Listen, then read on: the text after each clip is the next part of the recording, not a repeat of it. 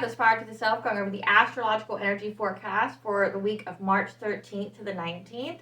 So on the 13th, the moon will be in Sagittarius. So on this day, we are encouraged to follow our intuition, as this is a day we will be guided to explore material that will provide us with more optimism as well as freedom in our future. So be on the lookout for that. On the 14th, Mars squares Neptune. This day is going to feel like we're on a forced halt, a pause, as there's going to be some form of a delay in our energy in achieving our goals. So just know that you cannot push forward at this time on this day. However, on March 15th, the moon in Capricorn, Sun conjunction Neptune, the energy that was blocked yesterday or the previous day will be restored. It will be released, and we are free to step forward and to lead. Okay? So March 16th, Mercury being in conjunction with Neptune. Sun squares Mars. Mercury squares Mars. Venus will be in Taurus, as well as will be squaring with Pluto. So on this day, you may be a little apprehensive of communicating with others about your dreams, as you may be needing a change in your perspective in order to see the beauty in your transformation. You may be a little down, going, hey, why is it so hard? But you need to find the beauty in your darkest of places. That's what separates you from others.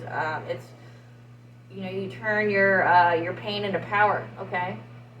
Don't let the internal flame that has kept you going this entire time, do not let that blow out. Keep going. Find what provides you with the most bliss and go about it slow and steadily, as well as to be very practical. Okay, and March 17th, there's a lot of activity here as well. So the sun will be conjunct with Mercury, the moon will be in Aquarius, and Venus will sextile Saturn. So in the past, we may have been aligned with our romantic partner. However, there may have been some delay or blockages in communications and communicating, your wants, your desires, what you feel for your future. Well, however, on this day, we're going to have a release of those blockages, as this connection is faded and linked to our destiny. On the 18th, Mercury will sextile Pluto, as well as Mercury will be in Aries. So you may need to keep some things to yourself today, as the air is going to be fueled with transformative, passionate conversations. Now remember, with passionate conversations, it can go one of both ways. It can either be really good or it can be really bad. It's either going to initiate some kind of change, or it's going to start a confrontation, which initiates change. But it just depends on how it goes. So I would just keep some things to yourself this day. Now, March 19th, the moon will be in Pisces, and we will receive ideas provided in our dreams on how to make your dreams manifest into your reality, okay? And the message for this week, okay, so there's been a buildup of energy from all this time of this crossroads that we've been hearing about. There's this crossroads that we're going to have to make a decision and decide the path we're going on. Okay, so this week is the final countdown, the da-da-da-da, da-da-da-da. Yeah, that's what this week is, okay? This crossroad may have given us some grief in the past. We didn't want to make it because it was, it's a big life change. However, we are being called to action this week. This decision will be focused on eliminating an area in our lives that are causing you internal distress that is about to have physiological consequences. So it's about to, your internal distress, whatever's upsetting you, is about to manifest physiologically. So you're about to get ill. You're about to have something happen to your body to communicate that you're doing too much. You're self-sacrificing way too much. You're not practicing self-love and self-care. And this week, it's your call to action. You have to make this change for you. Now, this is the time to focus on you. This is a week about you. It's your time now.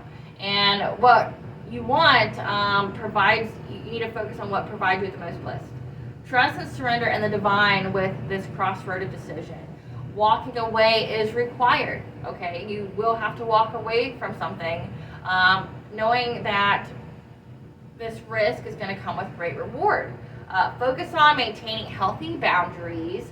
Only share from your cup once yours is sufficiently filled. Okay? You're coming to a time of peace, so use this time to recharge. We're headed towards stability. Wishes coming true.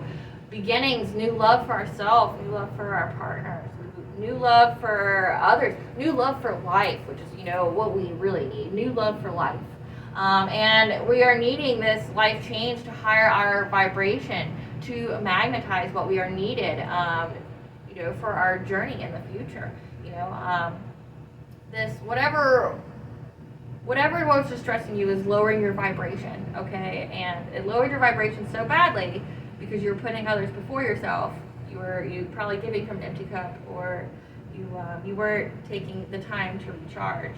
Well, now you're being called to your body. Says, hey, you have to love me enough. You have to do this. You have to walk away from this to provide what you need. But in doing so, it'll seem like a huge risk at the time. You're severing from you that low vibrational energy, and this is going to raise your vibrations, and it's going to magnetize to the good things. So, so if you're looking for stability, security, this is going to attract those kind of energies to you, versus if you're stuck in fear mode, or, you're depleted, which makes your body not able to heal, you're attracting the energy to provide further hardship to you, okay? So that's what we're being called on for the message this week. Okay, guys, so the chakra that's going to mostly be impacted this week is the throat chakra, okay? Because the throat chakra is used for manifesting and self-protection. We express what we need, desire through this. Our throat chakra is essentially the vehicle for the soul to be able to express its desires, and it communicates with us through dreams, through higher beings can also access through this throat chakra. Okay, it is the seat of responsibility, as it is the yes or no to life's options. So this week, when we have to make a huge decision, we will have to speak our most authentic truth, which, if you've been having this distress for a time, your throat chakra may have already had some kind of manifestations, like it being clogged, or sore throats, or I would say even just some congestion. And depending upon what other chakras are linked to this that are out of alignment in your life, it could be other things. So like your third eye, it could be linked to that to receive guidance.